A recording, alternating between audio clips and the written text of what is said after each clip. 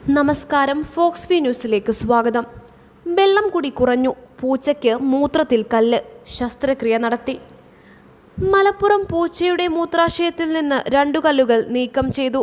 മഞ്ചേരി സ്വദേശിയും പയ്യനാട് ഹോമിയോ ആശുപത്രിയിലെ medical ഓഫീസറുമായ doctor ശുഭയുടെ 10 മാസം പ്രായമുള്ള പെൺപൂച്ചയെയാണ് അടിയന്തര ശസ്ത്രക്രിയയ്ക്ക് വിധേയമാക്കി കല്ലുകൾ പുറത്തെടുത്തത്. മലപ്പുറം ജില്ലാ മൃഗാശുപത്രിയിലായിരുന്നു ശസ്ത്രക്രിയ. പൂച്ചക്കുട്ടി ജനിച്ച് 3-ാം മാസം മുതൽ തന്നെ പലപ്പോഴായി മൂത്രാശയ സംബന്ധമായ രോഗങ്ങളുടെ ലക്ഷണങ്ങൾ പ്രകടിപ്പിച്ചിരുന്നു.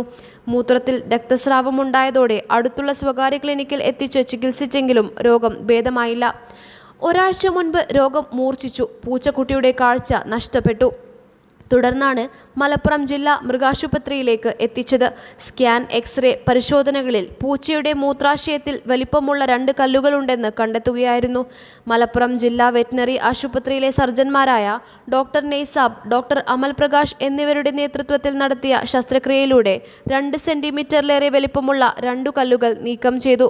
ജന്മനായുള്ള മൂത്രനാളത്തിലെ തകരാറുകൾ, വെള്ളം കുടിയുടെ കുറവ്, പ്രോട്ടീൻ കൂടുതലടങ്ങിയ ഭക്ഷണം, അണുബാധ ഇതൊക്കെയാകാം മൂത്രത്തിൽ കല്ലുകൾ ഉണ്ടാക്കാനുള്ള കാരണമെന്ന് പൂച്ചയെ ചികിത്സിച്ച ഡോക്ടർമാർ പറഞ്ഞു. ശസ്ത്രക്രിയയ്ക്ക് ശേഷം പൂച്ചക്കുട്ടി സുഖം പ്രാപിച്ചു വരികയാണ്. News desk, Fox view.